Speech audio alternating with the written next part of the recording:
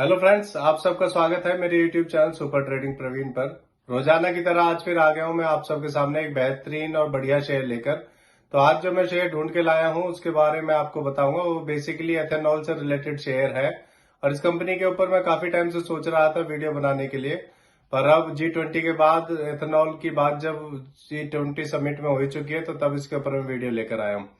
तो चलिए उसके बारे में आपको बताऊंगा। उससे पहले आप मेरे चैनल को सब्सक्राइब और मेरे वीडियोस को लाइक कर दीजिए, जिससे कि रोजाना आपको ऐसे ही नए नए बेहतरीन और बढ़िया शेयरों के बारे में पता चल सके।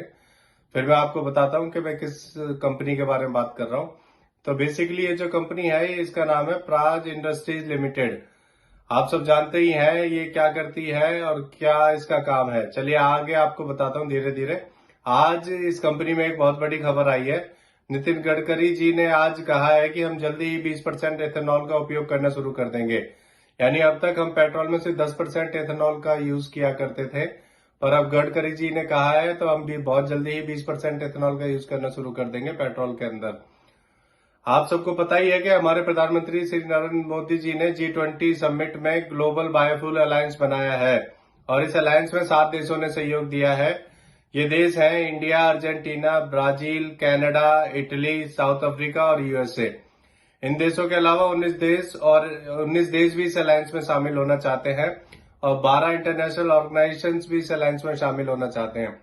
देखिए, सभी चाहते हैं कि पेट्रोल का यूज कम करा जाए और कोई ऐसा बायोफ्यूल बनाया जाए जिसकी वजह से पेट्रोल का यूज कम हो सके या पेट्रोल में मिक्स करके बाकी गाड़ियों से चल सके। तो बायोफ्यूल है एथेनॉल, और एथेनॉल का हमारे इंडिया में पहले से ही यूज हो रहा है। चलिए अब आगे बताता हूँ आपको।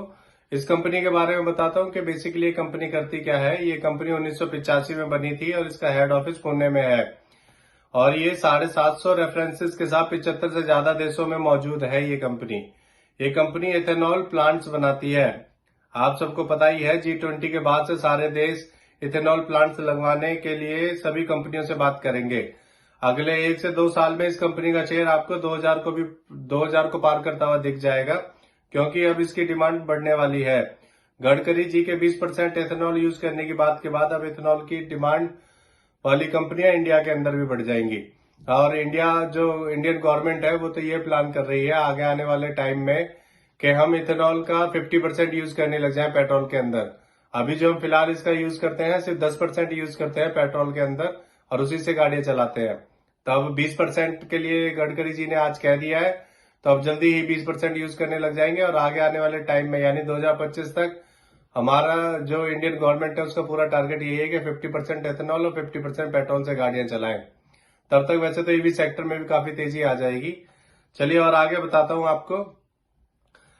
1 साल पहले इसका शेयर 407 रुपए का था और 555 का है। मैंने आपको बता ही दिया कि अगले आने वाले समय में ये 2000 को क्रॉस कर जाएगा अगले 1 से 2 साल के अंदर।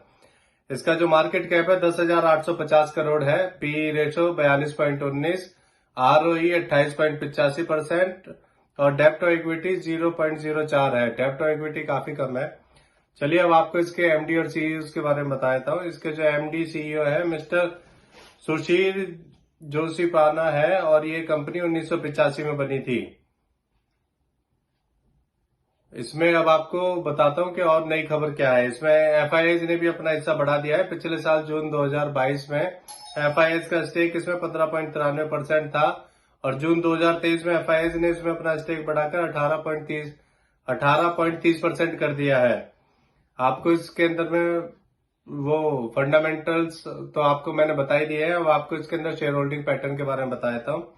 इसमें रिटेल का 41.26%, प्रमोटर्स का 32.82%, एफआईआई का 18.30%, म्यूचुअल फंड्स का 6.57% और डीआईएस का 1.05% स्टेक है। आप सब देख ही रहे हैं कि जैसे जैसे नई नई खबरें आ रही है मैं उनके ऊपर रोजाना वीडियो बनाकर लाता हूं। तो आप इसलिए मेरे यूट्यूब चैनल को सब्सक्राइब कर दीजिए और मेरे वीडियोस को लाइक करते रहिए, जिससे कि रोजाना आपको ऐसे ही नए नए बेहतरीन शेयरों के बारे में पता चल सके। और इससे जुड़ी नई खबर आई थी इसलिए मैं इस शेयर को लेके आया हूं आप सबके सामने और ये मैंने वीडियो बनाया है। मैं कोई सेबी से रजिस्टर्ड फाइनेंशियल एडवाइजर नहीं हूं और आप मेरे कहने से शेयर मार्केट में पैसा इन्वेस्ट मत कीजिएगा। आप अपने फाइनेंशियल एडवाइजर से पूछ कर ही शेयर मार्केट में पैसा इन्वेस्ट करें। चलिए कल फिर आऊंगा मैं आप सबके सामने एक नया और बेहतरीन शेयर लेकर।